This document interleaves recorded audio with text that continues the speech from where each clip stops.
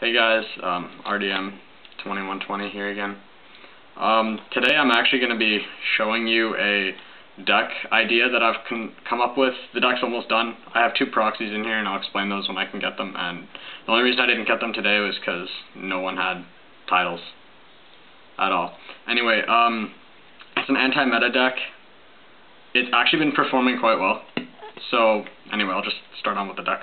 If you guys thought Evil Swarms were annoying, well, you're in for a treat. The main card of the deck, I'm thinking of bumping this up to 3, is Vanity's Ruler. So, for those of you who know what it does, it's a level 8 light fairy with 2500 attack, 1600 defense, and its effect is, it can't be special summoned, so you can't like reborn it or anything, but it's also good because your opponent can't reborn it. And its effect is your opponent cannot special summon monsters, so it's a one-sided Vanity's Fiend, and with this deck it's so easy to bring out. I've been really liking it at 2. I might bump it up to 3 though, just to see it more often. It's a really good card. Now, the reason why this card is worse than Ophion... You just can't special summon at all. And it doesn't depend on no... It doesn't depend on materials either. Yeah, it's annoying as fuck. Anyway, and you can't get rid of it because you'll see later on. I run 1 Light and Darkness Dragon as well. This card, it's more of a win more card. You kind of just play it after you've gotten everything out. It's really annoying. It forces people to waste resources. I only run 1 though because the deck doesn't really need it. Half the time I'd rather tribute for this anyway. But it's still a good card. You side in more though when you're going into against rogue matchups. Again, this is an anti-meta. This next thing that I've been showing, that I'm going to show you guys, is actually been testing really well. I'm going to cut 1 card from it though, and that's a Horus line of. I'm going to cut the level 4. It's just in here because I don't know what else I'd put in for it. Testing phase is still good. Testing phase is still. It's just in here in case I don't have a tribute, which I'll get into the ways that this deck can tribute later. It can slow start you into this. If you can get this out like first or second turn against spellbooks, if they're not running Priestess or they just don't have the Priestess, you won the game because they can't do anything. Especially if you've got a Veiler. They're only out to it as Jaugen, but half the time you just kill you end up killing the Jaugen with this. What's awesome about this is against spellbooks, this line completely decimates them. They cannot fate this. So many players, like when you summon your tribute fodder, they just don't expect this card to come out, so that half the time they don't even fate the tribute fodder, and then when you drop this, they start panicking, and then and then it's game after that pretty much, because it's like calling EEV on them, but it's on a 3000 body. This line has actually been proving really well. It's been proving its worth lately, but still more testing is needed. But it's actually been doing really well. Next, 3 Monarchs, 3 Caius. In my opinion, it's the best Monarch, and I'm sure many of you would agree. You banish cards. There 1000 burn damage. You can a funny trick that you can do with it is you can remove itself to burn your opponent for a game. If they have less than 1000, and for whatever reason you don't want to attack them, you can just tribute summon Caius, hit himself with his own effect, and then burn your opponent for 1000. Hey Cowboy, you mad? But he gets rid of problem cards. Caius the problem solver. Yeah. Then 1 of tributes, I'm running 1 Jinzo and 1 Ho-Oh. This card, Fan Huang, or whatever I call it, Ho-Oh. It's Dust Dark Spirit. It's a spirit, level 6, 2100. When it's summoned, you destroy all spell and traps. It's your opponent controls.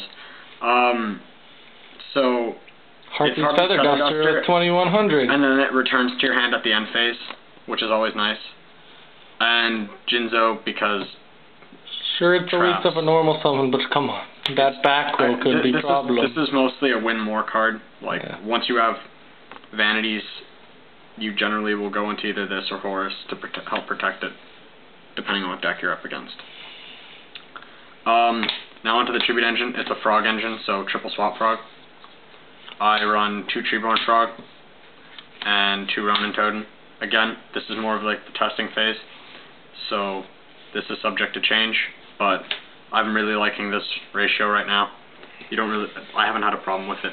It helps. You can get Vanity's ruler out so easily in this with this engine. It's ridiculous, and it's consistent.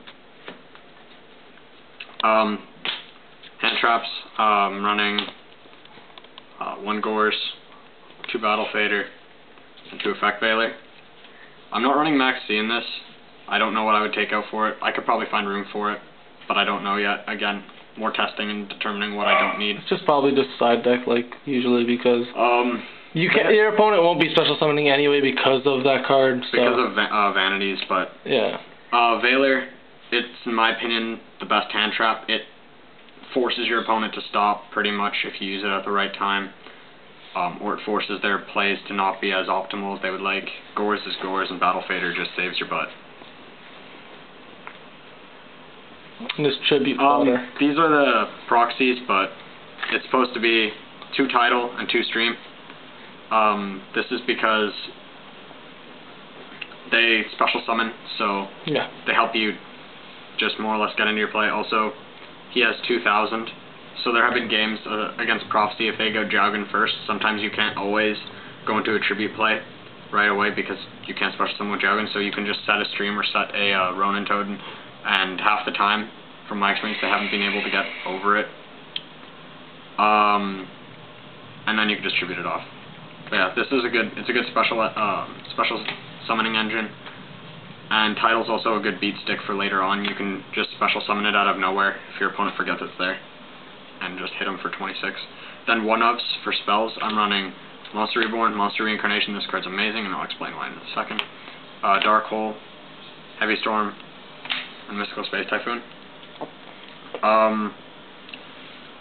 The way that normally I don't like Dark Hole, but this deck doesn't really have as much. It doesn't play back row like Evil Storms do, so I do like the Dark Hole in this instance. Heavy Storm is Heavy Storm. Mystical Space Typhoon, I like 1-of just in case I don't draw this or the Fang Huang. And this and Fang Huang can be Starlight Roaded. This can't. Reincarnation, it's really helpful because it gets back your Vanities, Rulers, your Light and Darkness Dragon, and your Horse level 8 if they get dumped in the grave. And it lets you recycle them, which is nice. And then Reborn, it's more of a win more card. You don't actually need it in this deck. It's nice though, because it can let you do points. You run Reborn because it's Reborn. You don't need an explanation for it. Yeah. Really? I mean, come on. Triple. It's been out since the beginning of the game. Triple Econ. This card's enemy control awesome. For those who don't know. You can use this with Treeborn Frog in the standby phase and do hilarious shenanigans. Like, it's awesome. It can force your opponents into situations they really don't like. Because if you do this after you've summoned Treeborn Frog, they pretty much know they're losing their monster. And if you do it for Kai's, you lose your Treeborn, but that doesn't matter because you're just going to keep on you're just going to get it back again anyway in the standby phase. So you didn't really lose anything. The only thing you lost was the Econ, which swapped itself out for your opponent's monster. And then when you tribute for Caius and then banish one, you're just going +1. And even if your opponent chains something to it, they're still losing cards unless it's a warning or something like that. But yeah, these are nice. 1 Soul Exchange. I need 2 more. But I only was able to pick up 1. But the next card is actually working just as well, so I'm not actually even sure if I want the other ones. Creature Swap. I hate this card so much. I have a Treeborn Frog. There's pretty much every other monster in the game is going to be better than Treeborn Frog. So I'm just going to let the Treeborn Frog happen. And then I'm just going to play Creature Swap, because I'm always just going to give them my Treeborn Frog. And then they're forced to give me something of theirs that's probably better, and I can just run over the Treeborn Frog. And any console players out there, Omega can't do shit, because this card don't target the cards, it targets the player. It's fucking retarded, and I don't like it. So if you didn't know, you now know. This card's just OP. Hilarious. Fucking OP. You play it and your opponent is forced to give you one of their monsters, and You give them Treeborn. I give them Treeborn. Enjoy! So yeah. There's obviously going to be a extra deck for it. I haven't built one yet, as this is still in the testing phases. And you don't really need one? Yeah, that's true. You don't actually. You're mostly going to be using the main deck anyway. Maybe a few Photon Thrashers or something. But The side deck for this deck, though, Photon Strike Bound is essentially you're just swapping out into Frog Monarchs. But you only do that in the rogue matchups.